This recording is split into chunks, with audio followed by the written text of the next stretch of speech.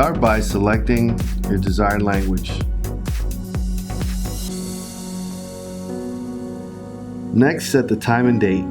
The time is in a 24-hour format. The date is a month, day, year format. The next step is to select your temperature unit. For this example, we will select Fahrenheit. At the zone circuit settings screen, select the number of zone circuits you will be connecting to your boiler. For this example, we will be selecting 2 zone circuits.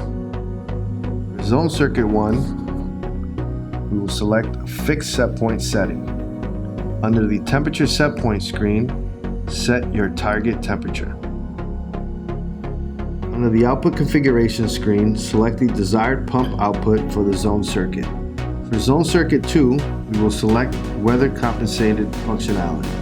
Under the heating curve screen, make the necessary adjustments to the slope and shift to achieve the desired heating curve.